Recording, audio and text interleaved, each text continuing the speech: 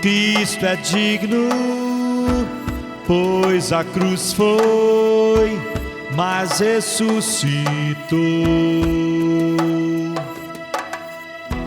O adore, pois no seu trono reinará sem fim. Santo, santo, santo, o grande Deus tremendo, que foi, que é, que há de vir. E todo ser criado louve ao Rei dos Reis, Filho de Deus, Senhor, prostrado o adore. No seu trono sua glória o cerca, arcanjos louvam trovejando. O engano, ele tem muitas maneiras de trabalhar. Ele nunca se dá por vencido porque você conhece corretamente determinada doutrina. Eu acho que uma das maneiras mais comuns do engano operar no coração de quem teve o privilégio de ouvir a verdade de Deus sem falsificação, algo comum é nós pegarmos esta verdade e enclausurarmos essa verdade só numa parte da nossa vida, compartimentarmos a verdade e colocarmos ela em aspectos da nossa vida e não deixar ela fluir sobre toda a nossa vida.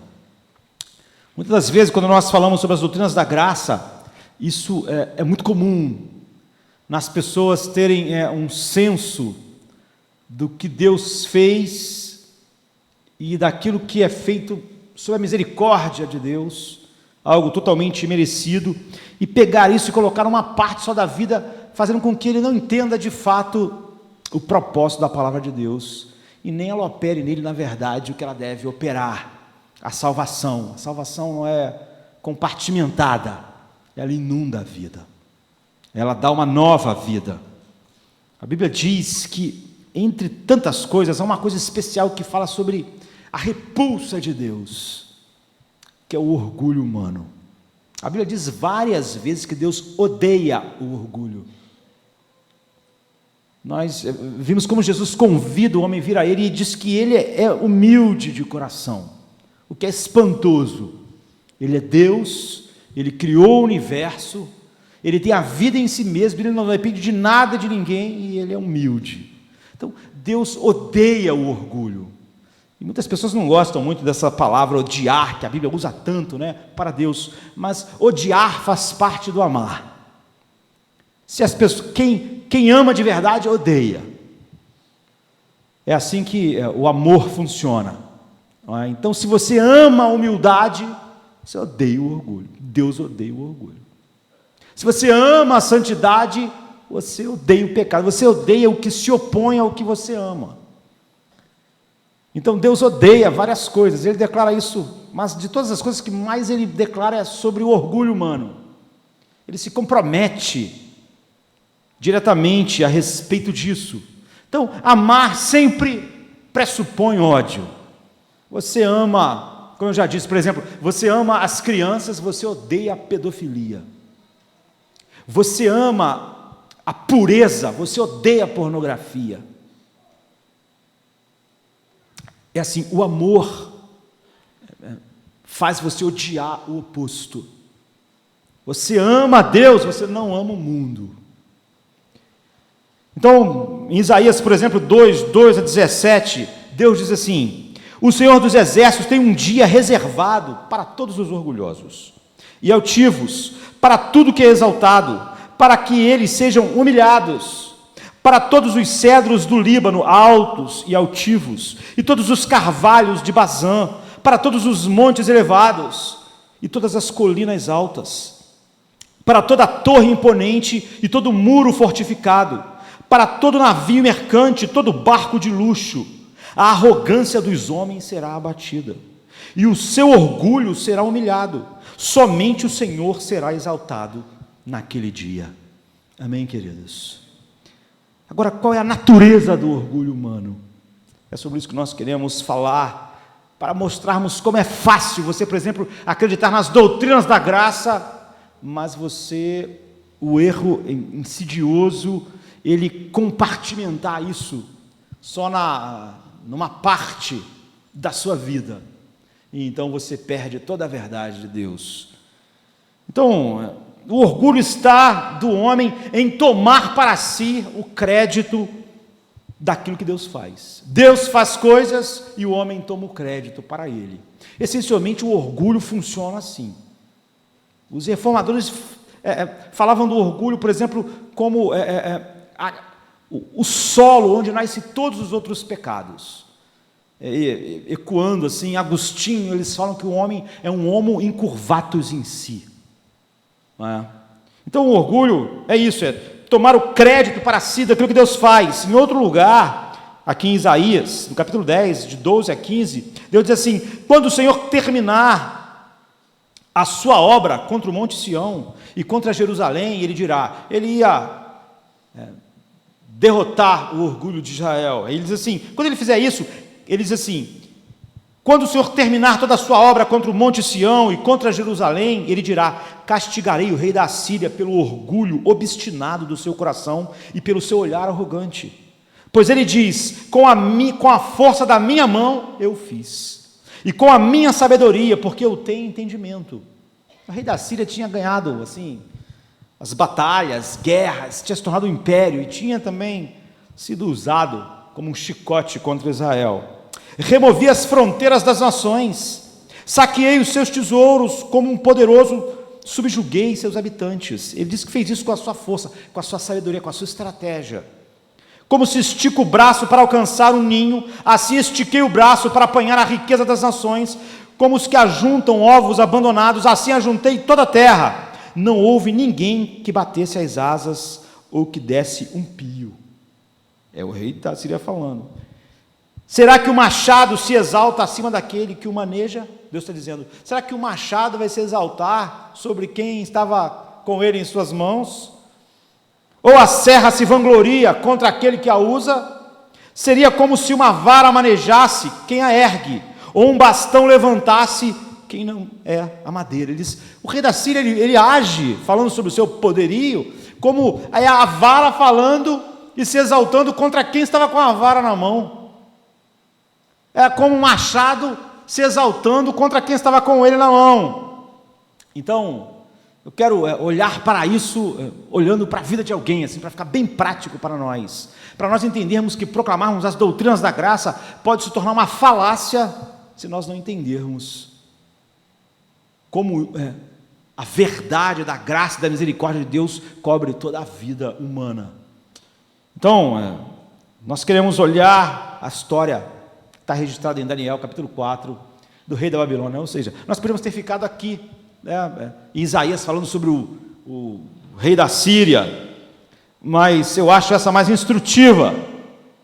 É um capítulo onde Daniel é chamado por Nabucodonosor, o grande rei da Babilônia, para interpretar um sonho. Ele teve um sonho, deixou ele inquieto, perturbado, e seria bom se nós pudéssemos ler todo o texto, mas eu não vou fazer isso, vou ler a partir do 24, apesar de eu ter separado todo o texto.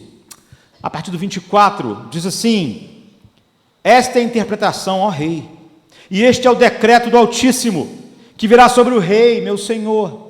Então pensem, Daniel é aquele garoto que foi levado com 15 anos de idade para a Babilônia, já se tornou um homem, ele já tinha interpretado o sonho do rei antes, o rei chamou outros magos, mas ninguém podia interpretar, ele sabia que Daniel, ele dizia que Daniel tinha o espírito dos deuses. Então, só por último, ele chama Daniel, e Daniel diz, essa é a interpretação, ó rei, e este é o decreto do Altíssimo que virá sobre o rei, meu senhor. Serás tirado dentre os homens, e a tua morada será com os animais do campo, e te farão comer erva como os bois, e serás molhado de orvalho do céu, e par-se-ão 7 anos, 7 tempos por cima de ti, até que conheças que o Altíssimo tem o domínio sobre o reino dos homens, e dá a quem ele quer. E quanto ao que foi falado, que deixassem o tronco com as raízes da árvore, o teu reino voltará para ti depois que tiveres conhecido que o céu reina. Eu poderia continuar lendo, mas eu vou pular. Enfim, até o 37. Ele teve um sonho, ele chamou Daniel, e Daniel foi com a palavra de Deus para aquele homem único. Agora, pense em Nabucodonosor. A única coisa que você pode dar um sorrisinho aí sobre Nabucodonosor é o nome dele, que é um nome um tanto, né, diferente. Eu espero que não tenha nenhum Nabucodonosor presente hoje. Eu só conheci um. Depois eu conto como. Porque no século 6 antes de Cristo, esse é o homem mais poderoso que existe. Ele era o monarca absoluto do Império da Babilônia. Nós não temos ideia do que isso significa. Num livro famoso, Tom Wolfe, não é? Um autor americano que nasceu em 1931, chamado A Fogueira das Vaidades, ele cunhou uma expressão chamada mestres do universo, para uns caras assim, sabe, poucos caras que ali de Wall Street comandam o mundo inteiro, as empresas, e ele cunhou essa designação para eles nesse livro, que saiu em 87, se eu não me engano. Em 1990 teve um filme com o mesmo nome, A Fogueira das Vaidades, com Morgan Freeman, Tom Hanks e, enfim, outras pessoas. Não vou contar o elenco tudo agora, que vai gastar muito tempo. E ele diz assim, Tom Wolfe, em seu coração, está falando sobre alguém, um desses personagens que está lá no topo, está entre aqueles 6 caras que dominam o mundo econômico, através de Wall Street. Em seu coração ele pensou em si mesmo como parte desse pequeno grupo de elite de pessoas, mestres do universo.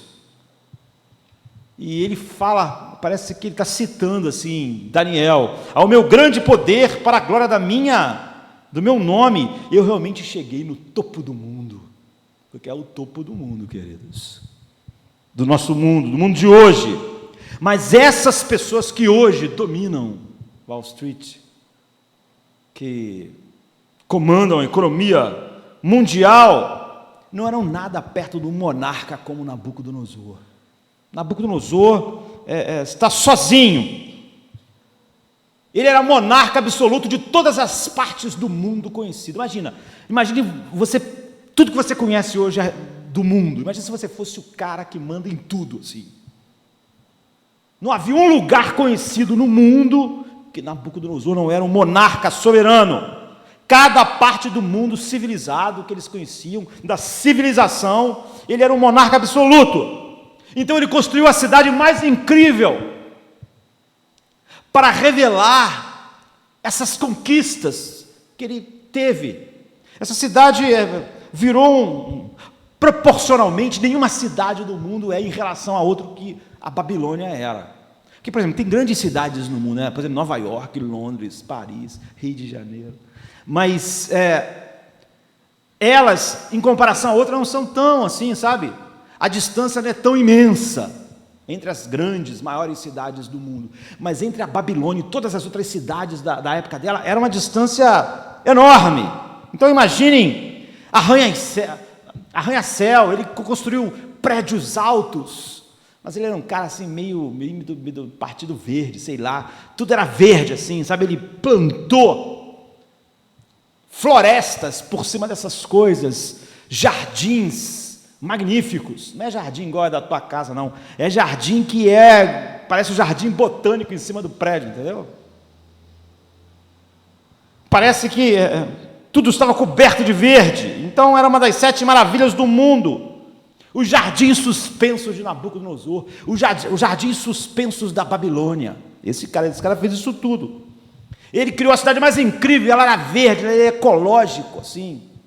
Ele era da agora, né? Os jardins suspensos da Babilônia. E aqui está no auge do seu poder, ele está no momento máximo. Em toda a história da humanidade, só uns 6 caras tiveram tanto poder quanto Nabucodonosor, queridos. Hoje em dia, ninguém mais tem. Nós não vivemos lá no mundo capaz de ter alguém com tanto poder quanto Nabucodonosor. E quando você olha para a história, assim, para a linha do tempo, só poucas pessoas, meia dúzia de pessoas, tiveram o poder que Nabucodonosor teve.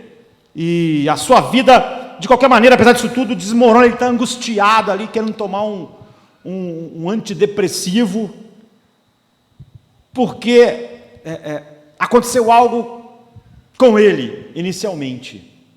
Mas no fim desse texto, você vai ver que ele vai contar sobre essa tragédia que aconteceu com ele. Quando você conta sobre uma tragédia, dificilmente as pessoas contam igual o Nabucodonosor. Ele vai dizer assim: olha, quando eu estava lá no topo, aconteceu uma desgraça na minha vida. Mas só que ele vai contar isso contente. Ele vai falar assim: foi maravilhosa essa desgraça. E isso é estranho. E ele louva a Deus, eu louvo a Deus por essa desgraça toda. Eu estou cheio de júbilo. E você sabe por quê? Porque tinha um câncer espiritual na vida dele. É por isso. Algo que era tão ruim, algo que era tão perigoso, algo que estava envenenando toda a sua alma de tal maneira que mesmo o tratamento mais drástico que Deus podia dar a um homem, ele disse: esse tratamento foi perfeito.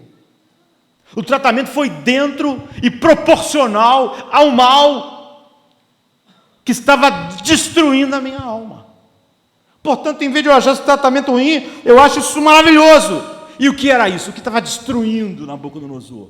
Era o orgulho. Essa é a história.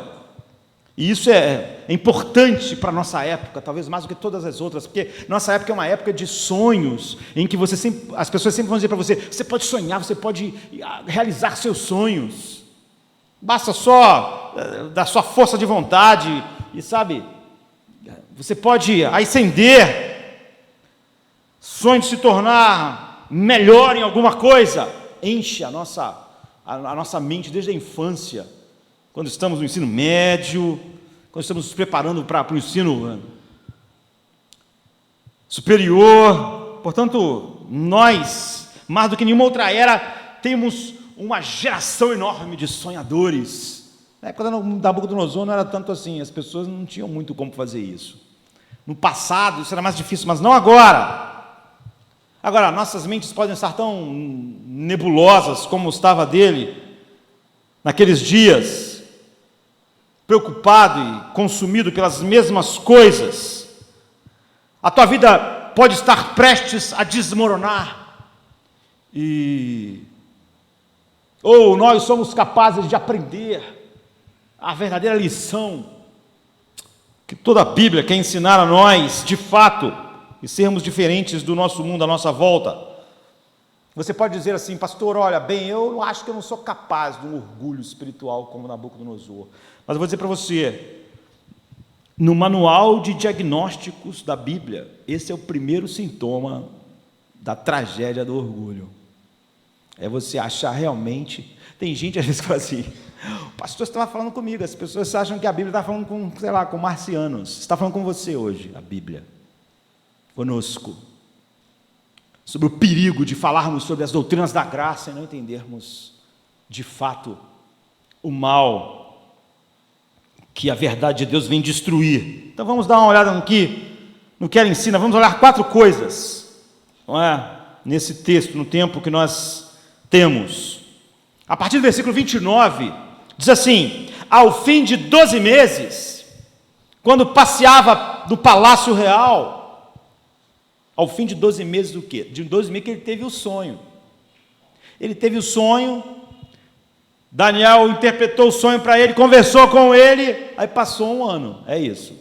O sonho a gente não falou ainda, mas a gente vai falando pelo meio. Ao fim de 12 meses, quando passeava pelo Palácio Real da Babilônia, é esse palácio, uma cidade incrível, palácio incrível, para estar de acordo com quem ele era, para que as pessoas ficassem espantadas com a majestade de Nabucodonosor, com as conquistas dele. Sabe o que é status, sinal de status? É isso, assim. As pessoas iam olhar para a cidade e falar assim: que nunca existiu um cara igual Nabucodonosor. Olha a casa dele, olha o palácio dele, a cidade dele. Olha as coisas. Então, ao fim de 12 meses, quando passeava no Palácio Real da Babilônia, falou o rei dizendo: não é esta grande Babilônia que eu edifiquei para a casa real com a força do meu poder e para a glória da minha magnificência. Então, se você lê, quando você começa a ler a respeito de Nabucodonosor, você começa a pensar, pois esse cara é um cara que não tem nenhuma preocupação. O que pode tirar o sono de um cara igual o Nabucodonosor? Nada poderia perturbá-lo, deixá-lo ansioso, sem conseguir dormir. Esse é um cara que não pode ser demitido. Ele não está preocupado com a aposentadoria. Ele não está preocupado com rivais. Ninguém vai reduzir o tamanho dele. Todos que compareciam perante ele, compareciam cheio de reverência. Ninguém ousaria a diminuí-lo, sabe? A tocar na autoestima de Nabucodonosor. Nada, ele tinha tudo. Você pode dizer, sim, mas ele podia estar preocupado, sei lá, com algum exército. Que exército? Ele tinha dominado o mundo inteiro. Não tinha mais exército. Ele é monarca absoluto. Ninguém mais tem um exército para lutar com Nabucodonosor. Não tem mais nenhum poder no mundo para lutar com ele. Ele é simplesmente o cara. No versículo 4, ele diz assim: eu, Nabucodonosor, estava em casa no meu palácio, contente e próspero. Você vê como ele estava no palácio? Contente e próspero. Eu tive um sonho que me espantou. Como eu estava deitado na minha cama, as imagens e visões que passaram pela minha cabeça me aterrorizaram. Ou seja, ele estava contente e próspero, mas um sonho deixou o cara aterrorizado. Não é estranho isso? Um sonho, ele viu uma árvore tão alta, tão alta, tão alta, que chegava até o céu. E essa árvore cobria a terra toda, e todos os animais da terra ficavam debaixo dessa árvore, todos os habitantes comiam do fruto dessa árvore, viviam dessa árvore, e o mundo inteiro buscava abrigo debaixo dessa árvore, de tão magnífica que é essa árvore. Você imagina uma árvore assim, uma árvore que cubra a terra inteira, e tudo está debaixo dessa árvore. Mas de repente, no meio desse sonho, dessa árvore, uma voz do céu disse: corte a árvore, derrubem a árvore, cortem, a partir do 14, até o 16, os seus galhos, arranquem as suas folhas, e espalhem os seus frutos, fujam os animais de debaixo dela e as aves dos seus galhos, mas deixem o toco e as suas raízes presos com ferro e bronze, fique ele no chão, em meio à relva do campo. Ele será molhado com o orvalho do céu, e com os animais comerá a grama da terra. A mente humana lhe será tirada, e ele será como um animal até que se passe 7 tempos. Ou seja, qual o propósito disso? Não é? Por que isso ia acontecer com Nabucodonosor? A Bíblia diz: para que todos os que vivem saibam que é o Altíssimo que domina sobre os reinos dos homens, e ele dá a quem ele quer, e põe no poder o mais simples, se quiser. Esse era o propósito, esse era o objetivo. Bem, é óbvio, ele estava meio confuso com o sonho, não sabia o que o sonho queria dizer. Era um sonho que tirou o sono de Nabucodonosor, não conseguia mais dormir, pensando naquilo. A Bíblia diz que estava aterrorizado. Chamou os magos, até que ninguém sabia falar o que era, e ele chamou Daniel. E a Bíblia diz que Daniel, quando ele contou o sonho, assim, Daniel ficou branco, assim. Queridos, Daniel ficou preocupado, porque aquele é Nabucodonosor, é o cara que manda no mundo. Agora, a interpretação do sonho não era boa. Tem gente que só olha assim, a igreja hoje em dia, ela quer uma mensagem que o mundo goste, e o mundo não é Nabucodonosor, não tem o poder de nos esmagar como ele tinha Daniel. A igreja está sempre tentando dar um jeito só falar coisas agradáveis, mas servo de Deus não é assim, não é? Ele prega a verdade. E Daniel olhou, ouviu o sonho, e a Bíblia diz que Daniel ficou assim, empalideceu, sentiu um temor dentro, porque ele disse: é uma árvore enorme, cobre o mundo inteiro, mas aí alguém disse que vai derrubar a árvore, vai deixar só o toco, vai ficar como um animal. O que isso quer dizer? Daniel disse: rei, tu é essa árvore, é você, é isso que vai acontecer contigo. Agora, vai dizer isso para um rei assim? Esses reis mandavam matar as pessoas à toa. Qualquer aborrecimento, falasse o que ele não gostava. Então, as pessoas que envolviam em volta de monarcas, como Nabucodonosor, não contrariavam nunca o cara. E Daniel teve que dizer isso. Daniel disse assim: Deus vai humilhar a ti, Deus está chegando para te derrubar. Deus está te chegando para mostrar que você não é o mestre do universo, mas que você é fraco, e que você é um ser humano comum, e que Ele dá o reino àquele que Ele dá a gente assim como você, assim, gente comum, que não tem nada de especial, mas é Ele que faz isso. Então, Daniel está dizendo, Deus está chegando, Ele está vindo, e rei, Ele está vindo para humilhá-lo. Agora, Daniel fica preocupado, não é? Ele diz, se arrepende, se humilha. Nabucodonosor, o rei, o grande excelência, majestade, se humilha. Quem sabe, não é? Quem sabe se humilhar, sei lá, as coisas não acontecem dessa forma. Há uma esperança. É o que eu estou tentando dizer hoje também, né? Agora, é por isso que o texto começa 12 meses depois disso tudo. O que nós aprendemos aqui? Primeiro, antes de falarmos sobre o centro nervoso do orgulho, o que isso ensina, assim, de cara, é que não importa o quão talentoso nós possamos ser, não importa quão bem-sucedido você pensa ser, sabe, quanta prosperidade. Você vê, Nabucodonosor diz, eu estava contente e próspero, eu tinha uma prosperidade sem fim, eu estava contente, feliz, ele era senhor de tudo que ele conhecia, mas eu não consegui mais dormir, eu fiquei apavorado, aterrorizado, tudo isso por causa de um sonho.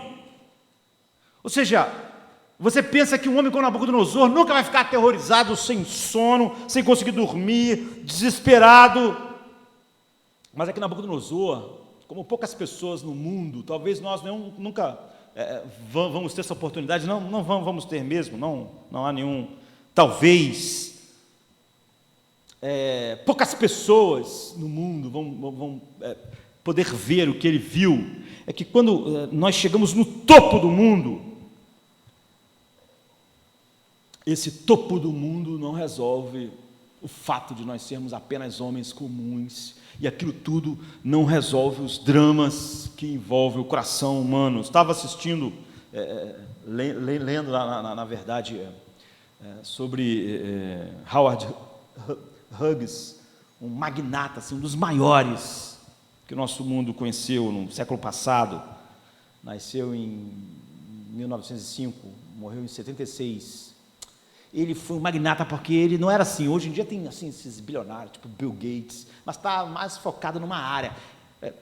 Hughes, ele dominou um monte de coisas. Ele tem grandes realizações em Hollywood, assim, era, sabe, grande. Ele era um grande cientista, assim, inventava coisas. Foi grande no mundo da aviação, bateu recordes como piloto, mas também inventou aviões mais famosos que nós conhecemos. Ele em 1938, ele bateu o recorde de volta ao mundo no avião. Ele batia recordes como um aviador, ele é magnata dos negócios, investidor, aviador, engenheiro aeroespacial, inventor, cineasta, filantropo, dono da maior parte dos hotéis dos Estados Unidos, quase tudo de Las Vegas era dele, quase tudo, assim, todas as áreas era dele. Magnata do cinema, então ele não era igual esses ricões, como a gente conhece hoje, está focado na área, ele era dono de tudo, assim. Então ele fundou empresa de aviação, TWA, que depois se juntou com a American Airlines, né, que está aí, e, enfim, hotéis pelos Estados Unidos inteiro, mas ele foi ficando, ele é lembrado, como o fim da sua vida, ele foi ficando excêntrico, começou a ter medo de vermes, de coisa, foi ficando recluso, ninguém podia tocar nele, ele foi ficando cada vez mais estranho, foi ficando doente, porque ele foi ficando assim, tinha que viver num lugar todo esterilizado, ninguém podia entrar lá, e às vezes as pessoas ficavam tempos sem ver ele, só algumas pessoas podiam vê-lo, e depois ele ia para alguns hotéis, assim, e ele era tão excêntrico que acabava atrapalhando tudo, assim, no hotel, e as pessoas começaram a reclamar, então ele começou a comprar os hotéis todos, assim, sabe, aqueles hotéis enormes, assim, ele comprava, está reclamando porque está trabalhando alguém, e ele era dono de quase todos os hotéis, ele acabou assim, cheio de transtornos na sua vida, e assim que esse magnata morreu. São os Nabucodonosores da vida, porque essas pessoas, como Nabucodonosor, eles aprendem, né, que a alma humana, ela deseja algo grande demais, e quando eles chegam no topo, assim como pouquíssimas pessoas chegam, eles descobrem que lá no topo não tem a coisa que faz as pessoas se sentirem como todos nós acreditamos que, se conquistarmos a próxima coisa, vamos nos sentir. Então, esses Nabucodonosores, esses poucos, eles entendem isso. Eles não podem ficar mais prósperos. Agora, eles também não podem dormir. Algo está errado. Aquele homem acabou morrendo em 76, na mais completa loucura, paranoia, com a saúde, com a vida, com medos. O que pode se aprende que se pode derramar o mundo inteiro na alma humana, em Howard Hughes, Nabucodonosor. Mas mesmo assim, essas pessoas estão perturbadas, preocupadas. E elas descobriram o que a maioria de nós insiste em não descobrir, que a alma humana é maior do que o mundo. Como poderia ser isso? Não tem um livro de C.S. Lewis, né, nas Crônicas de Nárnia, aqui, a Lucy, acho que em português é Lúcia, né, aqui nos livros. Ela diz, certa vez, ela falando lá em Nárnia para alguém, certa vez no nosso mundo, num estábulo, tinha uma coisa que era maior do que o universo. Numa manjedoura, tinha uma coisa que era maior do que o universo inteiro. É isso, queridos. Sabe o que C.S. Lewis quer ensinar? Que existe algo maior que o universo inteiro, que pode estar num lugar assim, como um estábulo, um lugar indigno, como o teu coração. E ele é maior do que o universo. Mas o orgulho não pode trazer sono nem para Nabucodonosor, nem para ninguém. Então, na nossa vida, nós gastamos tentando chegar lá. Mas poucos de nós vão chegar onde Nabucodonosor chegou. São, assim, uma minoria tão pequena que foge, assim, a estatística. Mas eles descobriram que não há um sono de paz no orgulho humano, não importa o que você tenha, não importa aonde você chega. Agora, qual é o centro nervoso disso? Deus odeia o orgulho, e Deus é misericordioso. Se Deus usar da sua misericórdia conosco, Ele vai tratar do nosso orgulho. Agora, Ele pode abandonar um homem ao seu próprio orgulho. Então, feliz é um homem como Nabucodonosor, em que Deus, de alguma maneira, tratou do orgulho dele. E Ele faz isso, Ele vai enviar para você vozes. Eu estou falando isso entre aspas, tá? Não pensa que vai ouvir voz hoje, não. Sonhos, mandar Daniéis, aflições, são coisas que você tem que perceber na sua vida. Ele manda essas coisas para dizer para você, você não está no comando. Mas você quer estar no comando da sua vida, mas você não está no comando da sua vida. Talvez um Daniel te trouxe aqui hoje, alguém, sabe?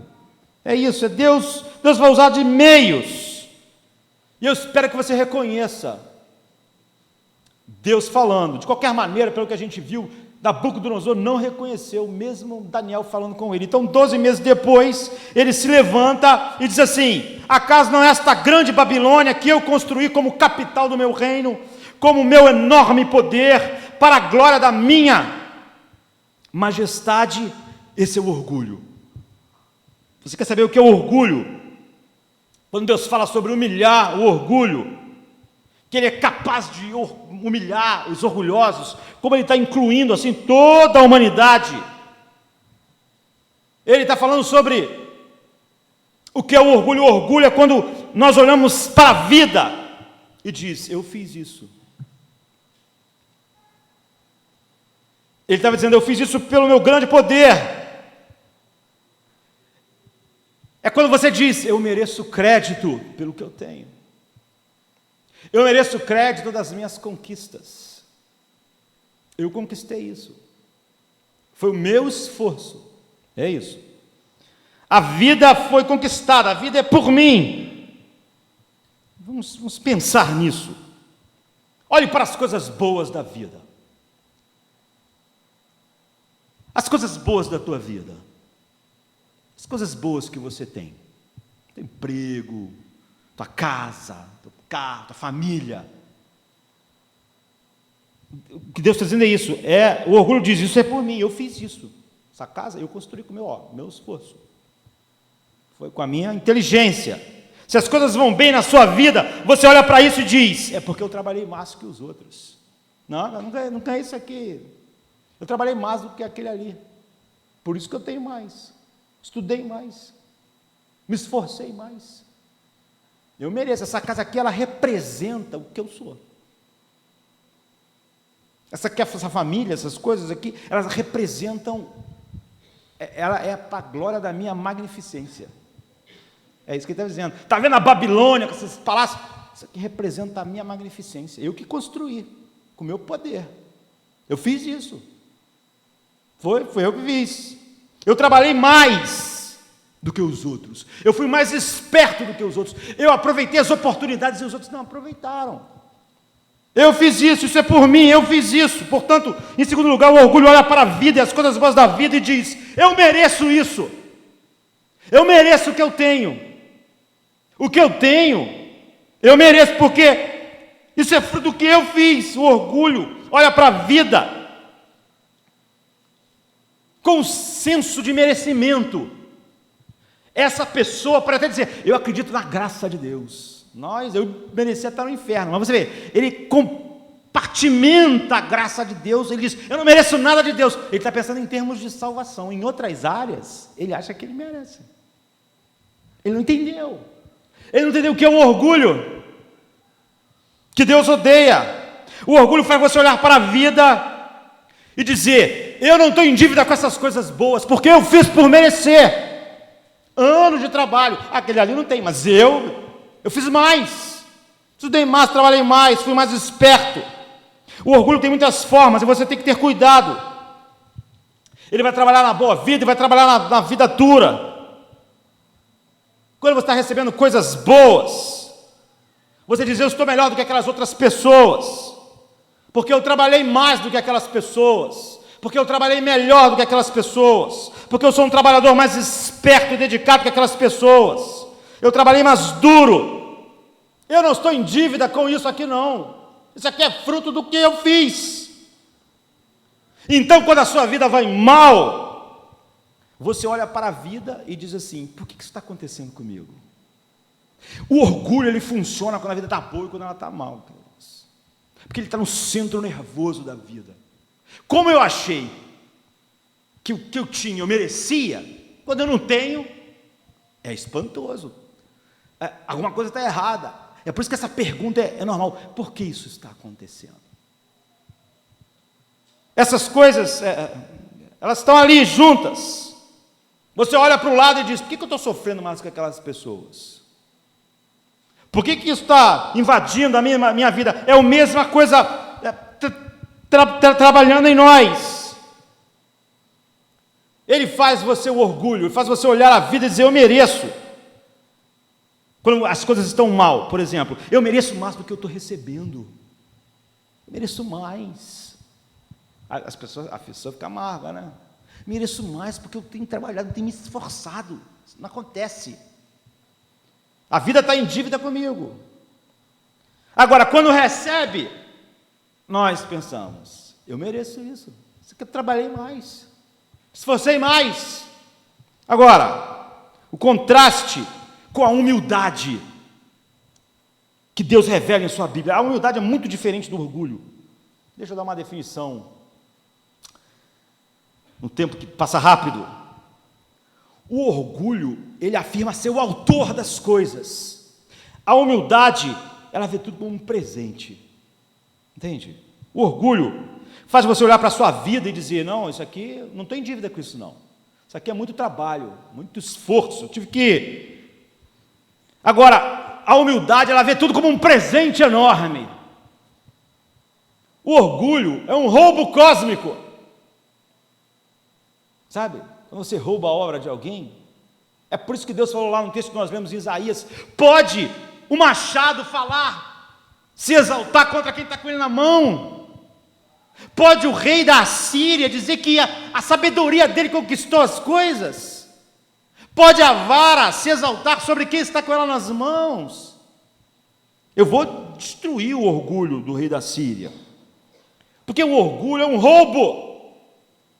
Como eu disse lá inicialmente, o orgulho é tomar o crédito para si daquilo que Deus faz. Outra coisa é trazida para a nossa vida, é dado a nós. Imagine se você pegue, sei lá, uma sonata esquecida de Beethoven, que ninguém viu, e dissesse, botasse o teu nome e falasse, olha só, olha aqui, que coisa maravilhosa essa sonata. Cara, esse cara é um gênio. Eu pensava que ele só fazia uma coisa, mas olha só. Agora, quando descobrissem isso, ou quando, se Beethoven estivesse vivo, ele dizia, esse cara roubou. Ou seja, você pretende ser o autor de um presente enorme. A humildade é uma abordagem completamente diferente. A humildade olha para a vida como um presente, e presente, tal que você diz, eu não mereço isso. Se Deus me desse o que eu merecesse estar perdido, mas não é só minha alma, não. Eu mereço ir para o inferno, eu não mereço nada. Se Deus me desse o que eu mereço, então eu só tinha ira. Mas olhe para isso. Olha, tudo isso é um dom de Deus. É um dom. Agora, alguém vai dizer, isso é horrível, pastor. Essa humildade que a Bíblia está falando, isso quer dizer que uma pessoa humilde sai por aí pensando que não merece nada. Isso é terrível, isso é ruim para a autoestima. As pessoas que vivem pela cartilha do mundo, da psicologia secular, né? Isso é ruim para a autoestima. Eu não mereço isso tudo. Faria você odiar a vida. Lógico que não. Não do ponto de vista bíblico. A humildade recebe a vida como um presente. Há uma espécie de humildade, que na verdade é o orgulho com outra face, que diz, eu não mereço nada, eu não mereço isso.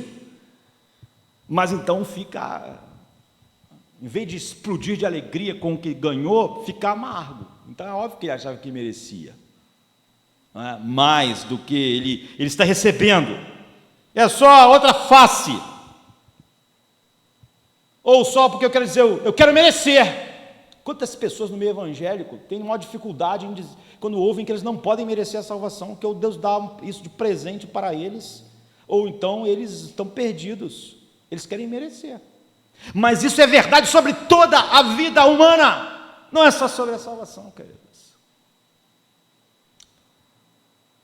Claro que a pessoa fica miserável, ela queria merecer e ela não merece, e alguém disse isso para ela, então ela vai abaixo, o orgulho. Agora, quando a pessoa diz, eu não mereço isso que Deus me deu, isso é tão maravilhoso, receber aquilo que nós não merecemos, isso leva a pessoa a profunda alegria, ao senso de maravilha. A humildade verdadeira é completamente livre de todos os conceitos e todas as faces que o orgulho tende a mostrar.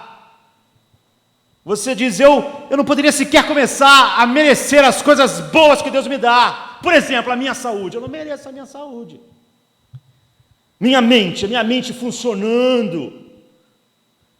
Meus amigos, tudo isso eu tenho por misericórdia. Olhe para isso. Queridos, olhem para isso, eu estou saudável, não é maravilhoso? Isso é um presente de Deus, porque eu não mereço. Olha, meus amigos, todas essas coisas são maravilhosas, então eu recebo tudo isso como um maná no deserto. Eu fico cheio de surpresa. Quando você acha que não merece algo, quando você ganha, você fica como? Caramba, eu não esperava por isso. Isso é um presente, isso é maravilhoso, é surpreendente. É melhor do que eu podia imaginar. Você não sabia que estava chegando, é absolutamente livre, é absolutamente imerecido, é um presente.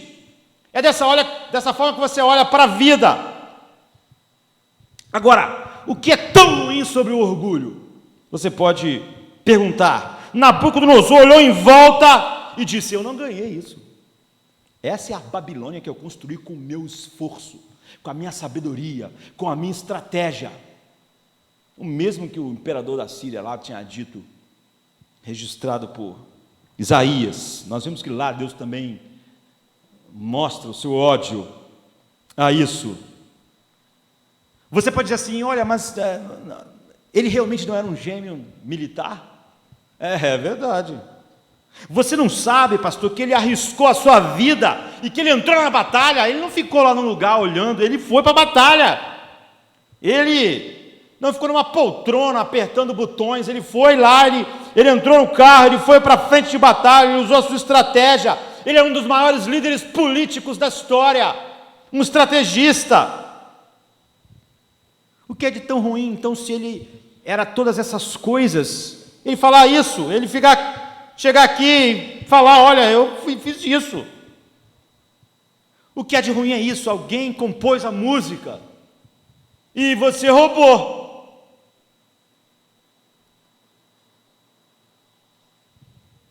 Em vez de você receber o que Deus fez como um presente incrível,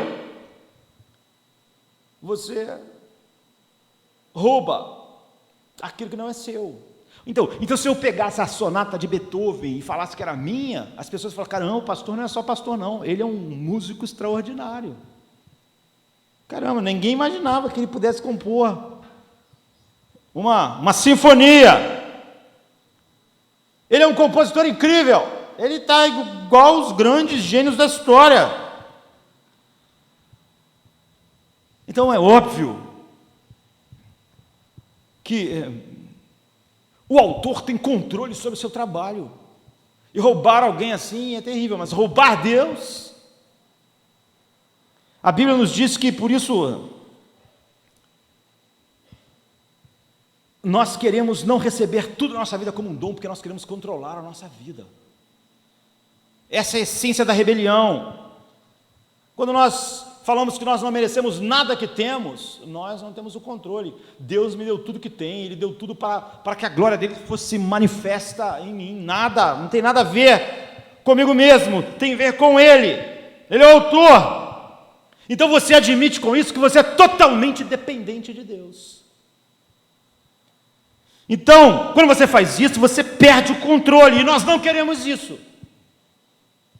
O homem natural não quer isso. O pecado é um profundo deslocamento no interior da alma, no desejo de manter o controle da sua vida.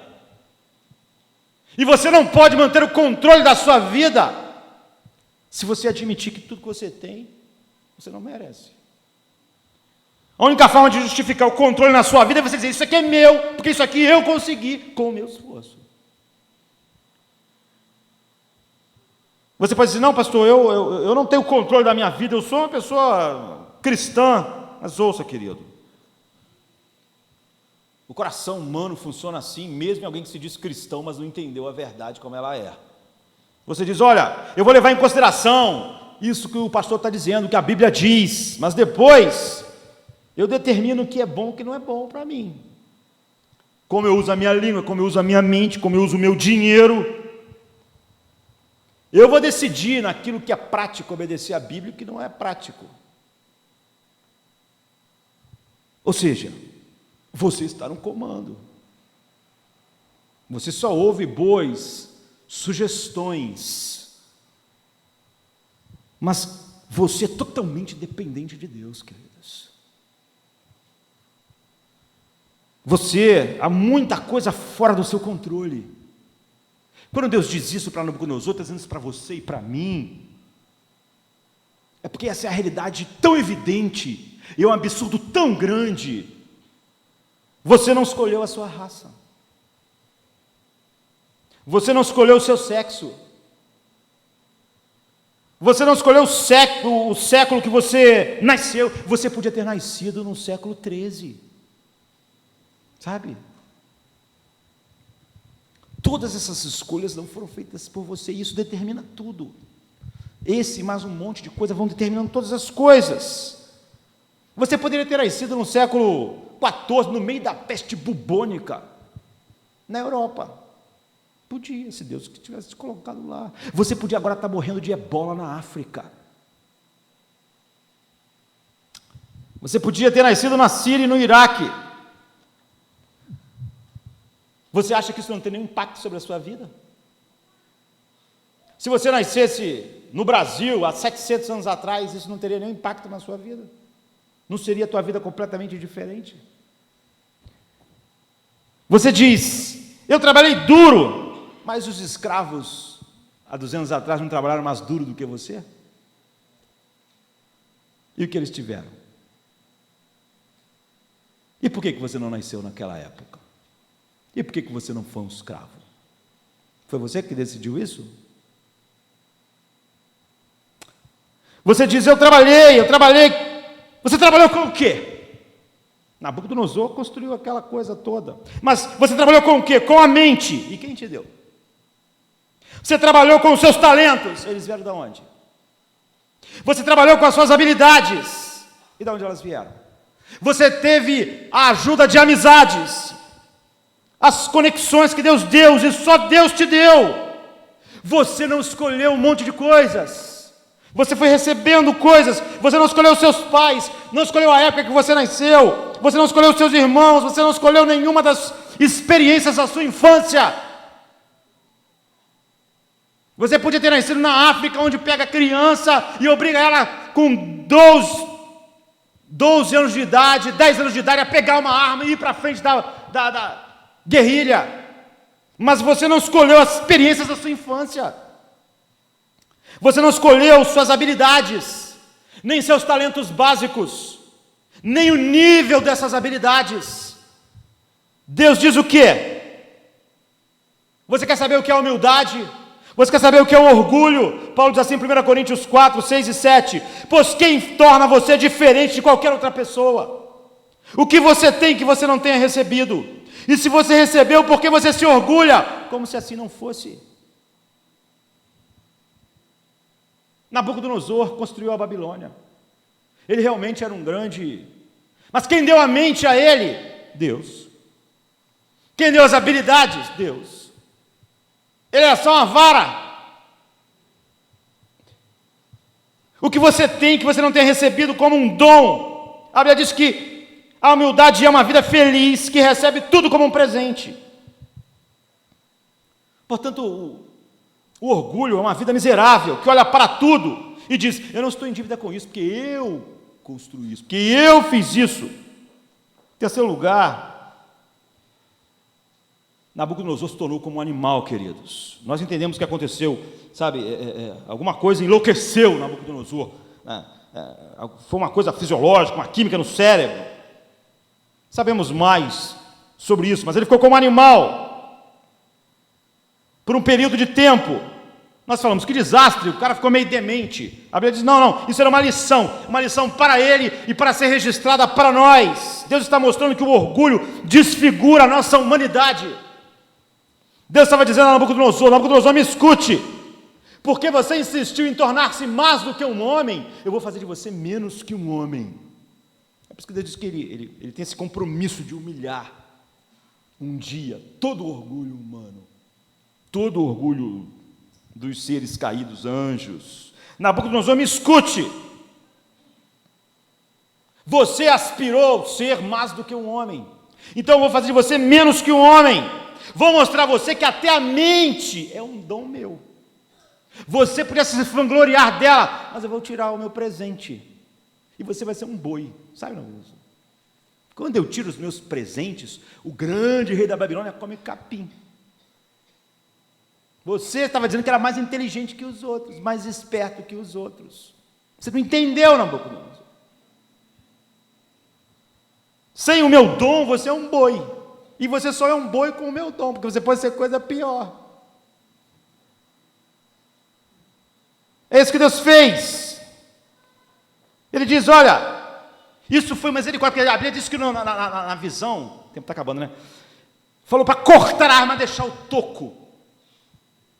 O toco, assim, o toquinho. Para crescer de novo, porque Deus, em vez de abandonar, é muito pior quando Deus abandona o homem e o seu orgulho, porque Ele vai tratar disso para sempre. Mas Ele queria tratar com Nabucodonosor de uma maneira em manifestar o seu ódio ao orgulho e a sua misericórdia. Então, Ele transformou o animal como uma realidade, como uma imagem perfeita para nós, porque o orgulho nos transforma em animais. De que maneira? Por exemplo, o animal é incapaz de sentir empatia para com as pessoas. Como eu disse, eu só conheci outro Nabucodonosor na vida, que era um gato que eu tinha. Ele era tão, assim, imponente, que eu botei o nome dele de Nabucodonosor. Foi um bom gato, para aquilo que um gato pode ser. E às vezes ele parecia simpático, acariciava você, e parecia que ele estava, sabe, querendo, sei lá, ser solidário, mas aí você descobria que ele queria comida, que ele queria alguma coisa, não é? Aí você percebia, não, ele está com fome, por isso que ele não está saindo daqui agora, porque animal, que todos os animais, mesmo aqueles que nós mais gostamos, eu não quero que quem gosta de animal fique triste, eles não têm imaginação, portanto o animal não pode sentir empatia, eles não podem imaginar o que você está passando, entende isso? Tem gente que não consegue entender. Os animais não podem, como a Bíblia diz, se alegrar com quem se alegra e chorar com quem chora. Teu cachorro, ele tem aquele jeito dele de ser sempre alegre. Você pode estar arrasado, ele está sempre alegre. Ele não consegue. Ele não consegue falar, vou chorar com ele. Poxa, vou sentar com ele, vou chorar hoje porque o dia está triste. Ele não consegue. Num dia mais triste, ele está com a mesma alegria. Ele não consegue ter empatia, porque ele não consegue ter imaginação de perceber. O orgulho é um câncer. Assim, você é mais humano quando você é compassivo. E você é compassivo quando você, ao ver a vida como um presente de Deus, e você, como não merecedor de nenhuma dessas coisas, você tem empatia para fora, para com o outro. Você nunca mais é mais humano do que quando você olha para fora de si e sente o que outra pessoa está sentindo. Mas o orgulho é uma forma de justificar o controle que nós temos da nossa vida. Eu mereço isso, eu não estou em dívida. Essa casa, esse carro, essa coisa, eu mereço. Eu trabalhei, eu esforcei, usei minha mente, estudei. Aquele ali não fez isso, por isso que ele não tem nada. Esse cara devia ter estudado mais. A casa daquela casa lá caiu, porque o cara não sabe fazer a casa direito. Ele não vai ver nenhuma outra circunstância, ele só vai ver isso. A casa do outro pegou fogo, o carro do outro bateu. A minha não acontece nada disso, porque eu sou um cara que dirige muito bem. Mas o cara que está morto lá na estrada também achava isso. A pessoa achar que passou pela vida no Rio de Janeiro sem bater de carro e morrer, porque ele é um bom motorista, é um boçal. Mas as pessoas dizem, eu mereço. Provavelmente, o orgulho faz você entrar em uma sala. Eu vejo isso acontecer o tempo todo. Você chega numa igreja, nessa igreja, ou qualquer outra igreja. E as pessoas olham para esse monte de gente assim, sabe? Agora, esta noite aqui, e elas dizem, será que esse é o tipo de gente que eu quero estar? Será que esse é o tipo de pessoa que eu tenho vontade de me entender, conhecer e me tornar amigo? Será que esse é o tipo de pessoa que vai se simpatizar comigo? Que vai me aceitar como eu sou? Será que esse é o tipo de pessoa que vai melhorar o senso que eu tenho de mim mesmo? Será que essas pessoas vão me tratar como eu mereço ser tratado? Isso está comendo a sua humanidade. O orgulho faz você só pensar em termos, essas pessoas vão ser assim para mim? Elas vão fazer aquilo para mim? Elas vão me ver assim? Elas vão me tratar assim? O orgulho faz você ler a Bíblia sempre de uma maneira diabólica. Você olha para as pessoas e dizem, será que elas vão chorar comigo? Será que elas vão sorrir comigo? Mas a Bíblia não diz isso, queridos. A Bíblia não diz isso. Ela não diz, cobre das pessoas que chorem contigo. Cobrem que ela diz, chorai com os que choram. Você não cobra isso. Quando você cobra isso, você não entendeu nada. Não entendeu nada. Esse é um texto que ordena, não é um texto para você fazer reivindicação. Tem gente que fala assim, eu não gosto da igreja porque as pessoas não amam. A Bíblia mandou você amar, você amar. A Bíblia não falou para você fazer essa reivindicação.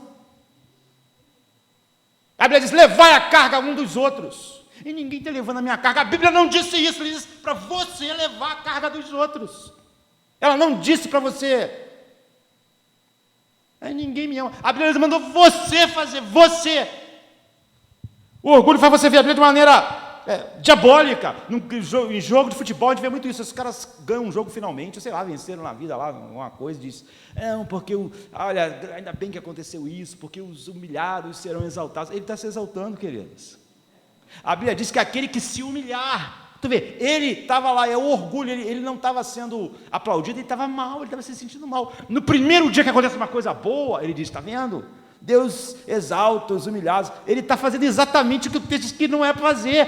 O que Deus está dizendo para essa pessoa é o seguinte, eu vou ter que te humilhar. Porque os que se humilham, não é os que no dia o dia bom, se exaltam, usando um texto bíblico. O orgulho faz você tão miserável, porque você é absorto em si mesmo. Você sempre está olhando para as pessoas, será que vai acontecer isso comigo? Será que elas vão fazer isso assim? Será que elas vão ser assim? Você não consegue perceber as pessoas, o que você pode ser para as pessoas, chorar com elas, rir com elas. O orgulho faz você gostar, como um animal, sabe? Você é incapaz de sentir empatia de verdade. Deixa-me falar outra coisa, assim, antes que os animais reclamem, mas eu quero continuar com eles. Há um instinto de sobrevivência do ego, os animais vivem assim. Em um livro famoso, C.S. Lewis, Cristianismo Puro e Simples, num capítulo sobre orgulho, ele disse que o orgulho, muito bom essa parte, a obra toda em geral é muito boa, né? Mas ele diz, olha, o orgulho, ele não quer ficar perto de nada que é melhor, mais forte ou maior que ele. Ele não consegue ter empatia, queridos. Qualquer coisa que possa fazê-lo se sentir pequeno, ou mostrar que ele não tem o direito de ser o centro naquela sala, naquele lugar, incomoda ele. O orgulho é assim, o orgulho se sente assim. Você sabe o que ele está dizendo. O orgulho faz você se sentir ameaçado. Ele diz algo que é verdade. Aquilo que o orgulho mais odeia é o orgulho no outro. O orgulho odeia o orgulho. Quando você estiver odiando pessoa orgulhosa, Deus está dizendo para você, você é orgulhoso. Porque você odeia o orgulho por motivos totalmente diferentes do meu. Não é? Eu sou manso e humilde de coração, mas você odeia o orgulho porque aquilo te diminui. Então, cara ceboso. Aquilo te diminuiu. Entendeu? Aquilo te deixou mal, você se sentiu mal. O cara é orgulhoso, só por causa desse troço aí que ele tem. Se sentiu mal, aquilo te... Então você jamais iria se sentir, você fica infeliz quando você está numa situação que alguém te faz você se sentir menos atraente, menos inteligente, menos nítido, você fica ameaçado, e você ameaçado reage. É isso que faz a gente nos comparar com as pessoas, mas com as pessoas que nós podemos ganhar uma vantagem. É o orgulho. E nós nos sentimos, queremos fugir de quem a comparação vai nos prejudicar. Então você odeia as situações em que você tem que admitir a sua vulnerabilidade, tem que admitir sua fraqueza, você tem que admitir, eu preciso de ajuda, eu sou impotente sobre os meus problemas. Nós odiamos. Qualquer coisa que ameace o nosso orgulho, nós queremos sair de perto. Não é assim? A ideal é que quem é um pouco gordinho andar com gente mais gorda. Não é assim? Porque aí não vou parecer tão gordo. Eu quero estar num nível de comparação que eu não perca. Porque o orgulho, odeio o orgulho no outro, mas odeio de uma maneira diabólica. Você tem que odiar pessoas orgulhosas porque aquilo te mata. É porque aquilo faz você se sentir pequeno, menor. Então, eu diria que o orgulho é o pecado que o orgulho mais odeia. Isso é estranho, mas é verdade. Isso é o instinto de sobrevivência do teu orgulho. É nisso que é como um animal também. Você diz, poxa, você está sendo injusto, está acabando com os animais. Não, é que eles são animais. E eu também sou amante dos animais. Os animais, igual os animais, você não pode ser feliz. O orgulho, é isso que Deus está nos mostrando. Um animal, você não pode ser feliz, você pode. Espera um minuto, os animais são felizes. Eles não são, queridos. Eu não estou sendo injusto, eu não só tive gatos, como eu tenho um cachorro, e eu gosto muito do meu cachorro, mas os animais não podem ser felizes. Não me diga que um animal pode ser feliz. Você pode dizer, mas você nunca viu o ronronar de um gato, um cachorro abanando o rabo? É lógico. Como eu disse, a maior parte da vida eu tive bichos. Os animais só podem se sentir contentes em circunstâncias externas adequadas. Animal não pode se alegar na tribulação, por exemplo. Entende?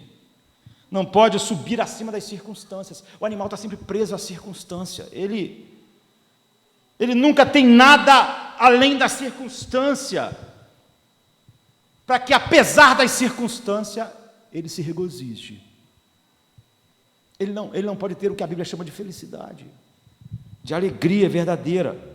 Então o orgulho, ele de todas as maneiras suga a alegria da vida, como a Bíblia descreve.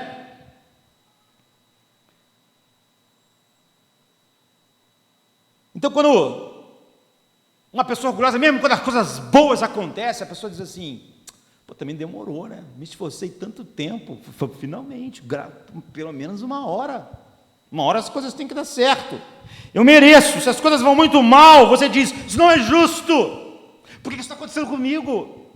Por quê? O orgulho destrói nossa capacidade de lidar com um tempo difícil e lidar com um tempo fácil.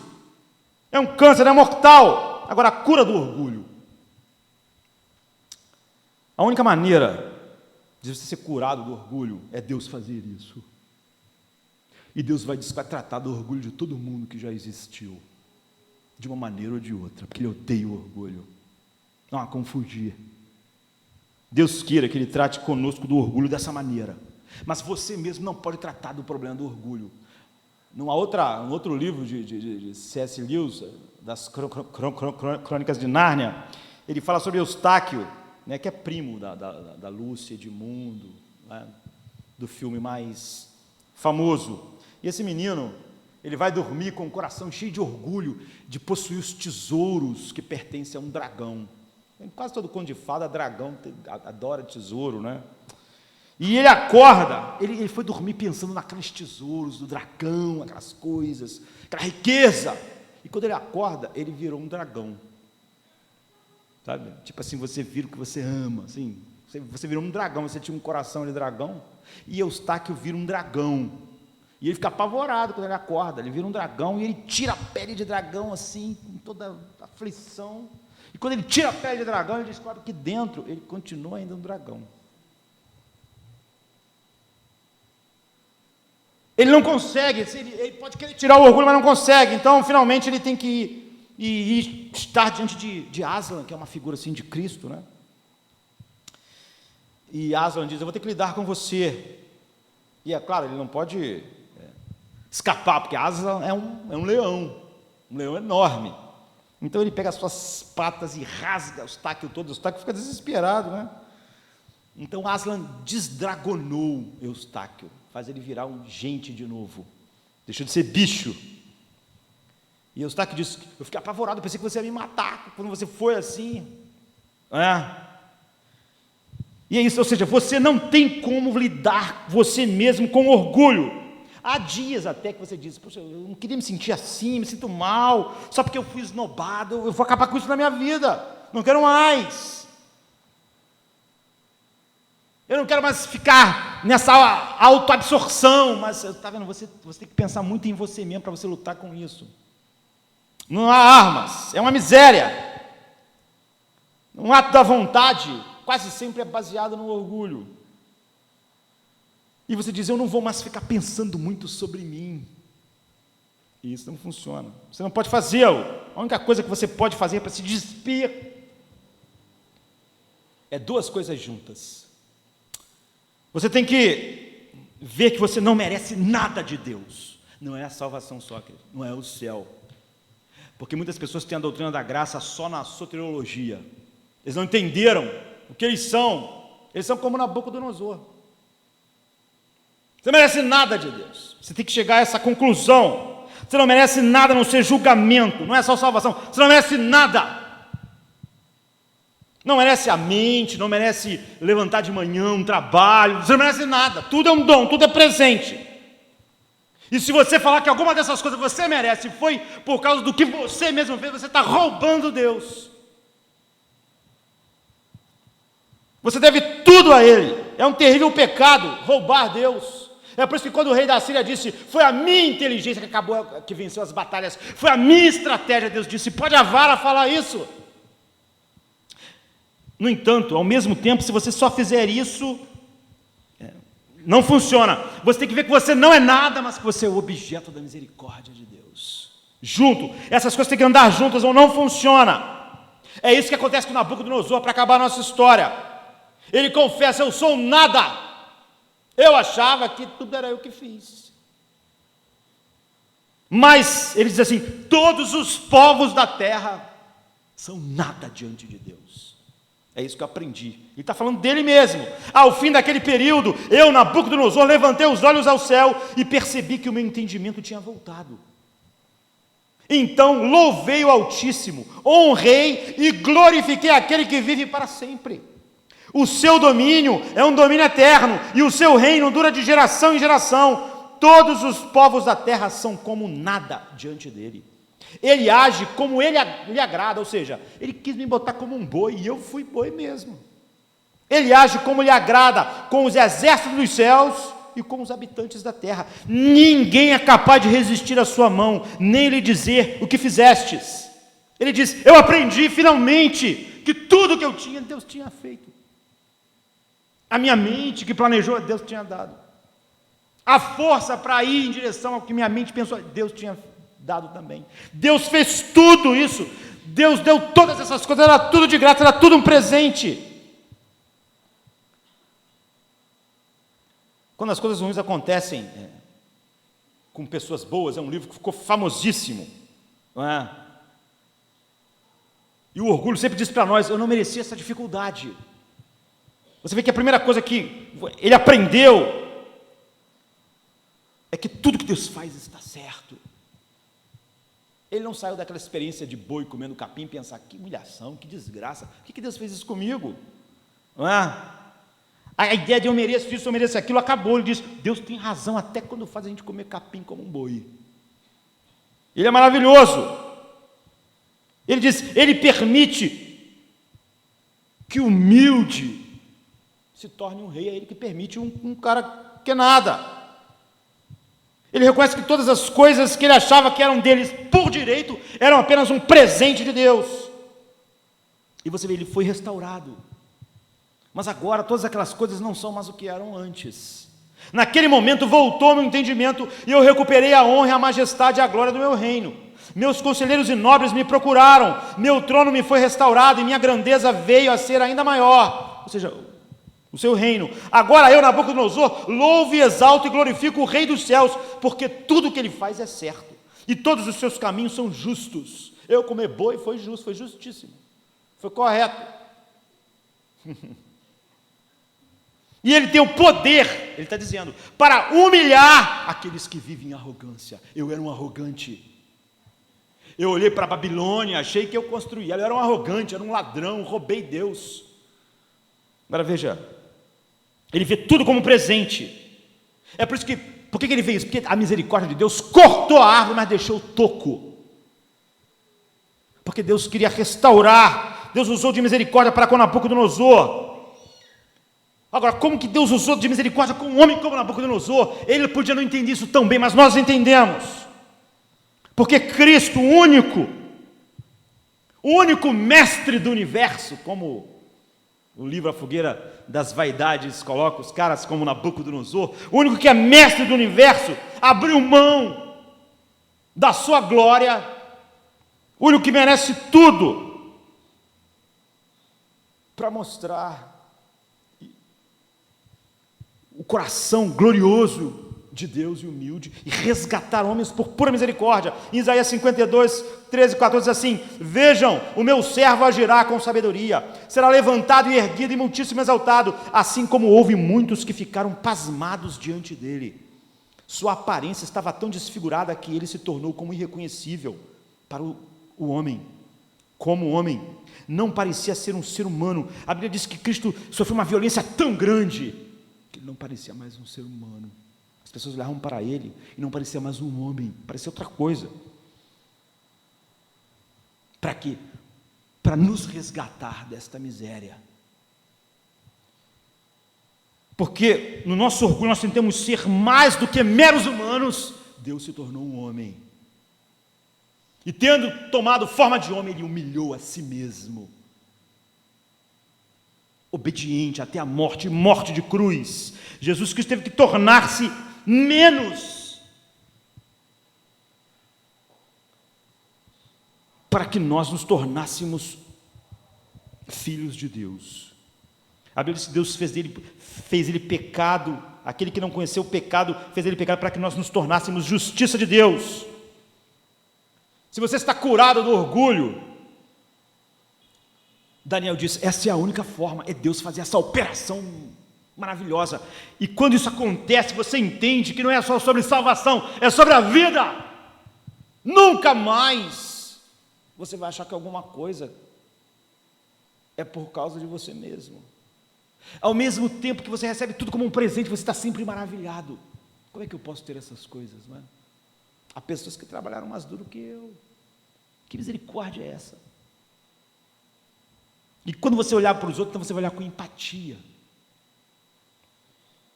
Acabaram-se as comparações, os troféus. Essa é a Babilônia que eu construí. Você tem razão, Nabucodonosor disse, em tudo que você faz. Quando ele olhou para o céu, ele disse, Deus está certo em humilhar. Deus está certo em colocar alguém como eu, comendo capim com os bois.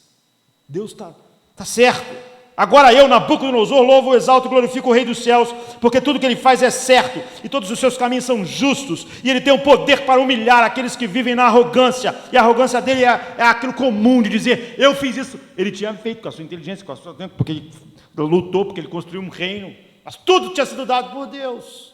Mente, circunstância, nascimento, cada batida do coração. Agora, essa suposição que muitas pessoas têm, eu vejo os cristãos fazendo isso o tempo inteiro, em todos os lugares, nas redes sociais, né? Como eu disse, um rabino escreveu um livro, por que coisas ruins acontecem a pessoas boas? Vendeu milhões, porque as pessoas pensam assim. Sabe por que as pessoas têm tanta dificuldade com o sofrimento no mundo? Outro dia alguém disse assim, pastor, não entendo por que tanto sofrimento no mundo, pastor. Sofrimento com as crianças, sofrimento com as pessoas, sofrimento ali, sofrimento cá, sofrimento em todos os lugares. Agora, por que o ser humano fica tão espantado com o sofrimento no mundo, queridos? Por quê? Porque é uma suposição de que o mundo é pior do que nós merecemos. Sabe? As pessoas realmente acreditam que o mundo é pior do que elas merecem. Essa é a razão porque as pessoas olham para a vida de dificuldade dessa forma. Quando você é um cristão, você percebe, o mundo é muito melhor do que os homens merecem. Os homens merecem a ira final de Deus, portanto, tudo é muito melhor do que o homem merece. Nós nunca estamos espantados com o sofrimento no mundo, porque nós não imaginamos que um homem merecesse um mundo melhor do que esse. Nós sabemos que o homem merece muito pior, e ao vermos o mundo nós pensamos, como Deus é bom. Que maravilha! O apóstolo Paulo diz, é a bondade de Deus que dá tempo para o arrependimento. Um homem não merece mais uma vida. Portanto, quando nós choramos de dor, choramos pelos problemas, pelas tragédias, nós choramos. Mas nós falamos como Nabucodonosor, que tinha comido capim. Tudo que tu faz, Deus, é certo. tudo que tu faz é justo, nós nos inclinamos diante de ti. Porque não há nada errado no que tu fazes. Esse mundo recebe muito mais do que ele merece. Agora, sua capacidade de lidar com o sofrimento, querido, vai depender se você acredita que o mundo é pior do que nós merecemos. Se você acredita que esse mundo é pior do que nós merecemos, cada vez que acontecer uma coisa ruim, você vai dizer, eu não estou entendendo. Porque você imaginava que o mundo merecia algo melhor. O ser humano é muito estranho, não é assim? Olha, por exemplo, em todo o mundo ocidental, nós tiramos Deus da escola, não é assim? Não pode falar de Deus na escola. Oração, não pode, nada disso. A escola é laica. Aí entra um maluco na escola e atira em todo mundo. As pessoas falam assim, por que Deus deixou isso? Pois Deus não podia nem entrar na escola. Agora, quando acontece uma desgraça, as pessoas falam em Deus. Nós achamos que merecemos um mundo melhor. E quando acontece qualquer coisa, nós pensamos, por quê? Agora, se nós tivéssemos a visão correta de que nós merecemos muito pior, ou seja, a perdição eterna, esse mundo é maravilhoso demais. É bondade sobre bondade a cada manhã, apesar de todas as ofensas que os homens fazem. Ou seja, vai depender completamente se você acredita no Evangelho ou não. Se você acreditar no Evangelho, você nunca vai ficar espantado com o sofrimento do mundo. Agora, a segunda coisa que Nabucodonosor fez, e que é importante, é aquilo que você faz. Daniel tinha dito antes para o rei assim, rei, olha só, você, isso tudo aqui, por que você não olha para aquelas pessoas mais humildes no seu reino? Tenta ser mais compassivo. Quem sabe Deus não vai te humilhar. Ou seja, ele está dizendo, o que você faz com aquilo que Deus colocou nas suas mãos, determina. Por isso que Lutero disse assim, olha, a conversão verdadeira, ela atinge a mente, o coração e o bolso. E enquanto ela não faz isso, ela não atingiu mesmo o homem. Ou seja, Daniel falou para Nabucodonosor, seja generoso. Seja generoso, mas por quê? Porque o Lutero disse isso. Por que Daniel está dizendo isso? Porque muitas pessoas têm muita dificuldade com essa, sabe? As pessoas estão no reino de Deus, acontece o seguinte hoje em dia, ou a pessoa está dando dinheiro para negociar com Deus, ou então ela tem dificuldade para dar dinheiro, quando ela descobre que Deus não se vende. E por que isso há? Algumas pessoas dizem para mim, olha, eu não consigo entender a ideia de ter que dar meu dinheiro, de ser generoso, de o reino de Deus eu tenho que dar contribuições comprometidas. Por que a pessoa não entende? Porque ela não entendeu nada do que a gente falou até agora. Ela achou, o dinheiro é para mim, para gastar comigo, porque eu ganhei. Eu ganhei, é meu. Se a pessoa tivesse visto, isso é um dom de Deus. Presta atenção. Era como se alguém, você está aí de dificuldade, eu te prestasse $10 mil. É meu, usa. Aí quando você viesse, não, me dá 1.000. Consigo entender, como não consegue entender? Tudo era meu, tudo era meu.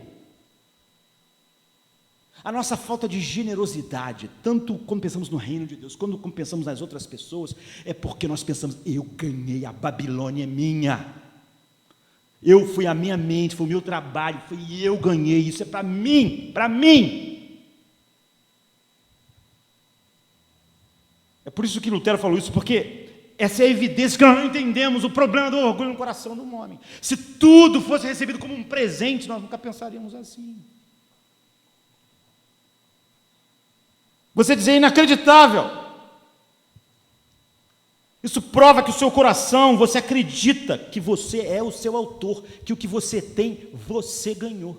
Que a Babilônia é sua, porque você ganhou para você, para sua majestade. Então você acha que está sendo roubado quando você é generoso com alguém. Ou quando Deus te chama para ser generoso em seu reino. Você não acha, você fala, não, foi Deus que deu, mas mentira, você acha que foi você mesmo. A ironia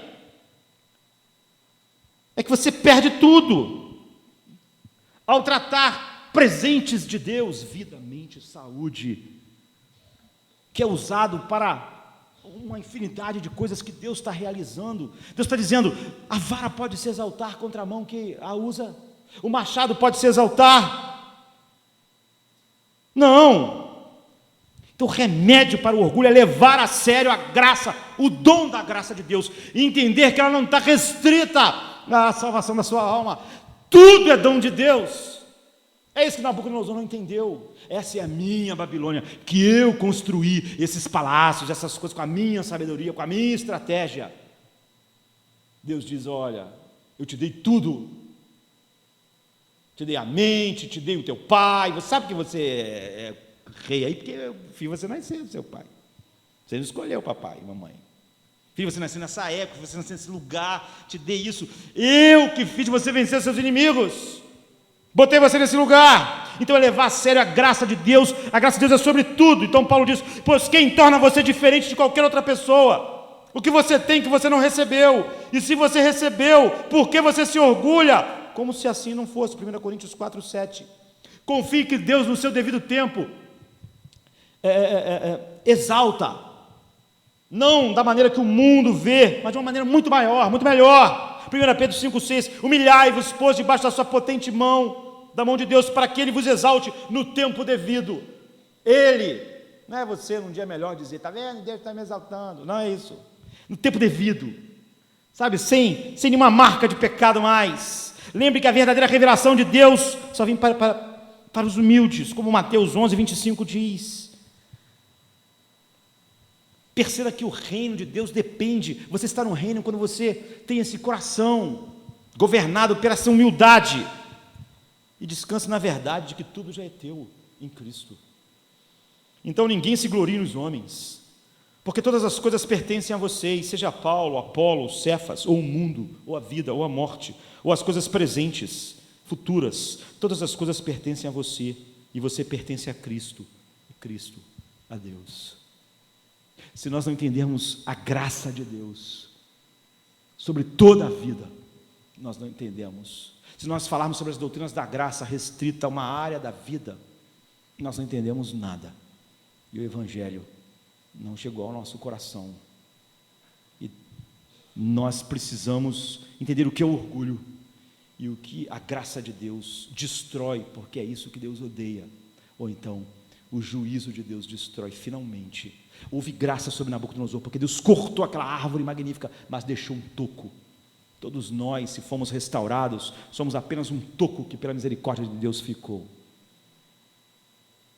Mas às vezes Deus corta a árvore toda. Ele não deve isso a árvore nenhuma. Vamos nos humilhar debaixo das suas potentes mãos. Vamos ficar de pé.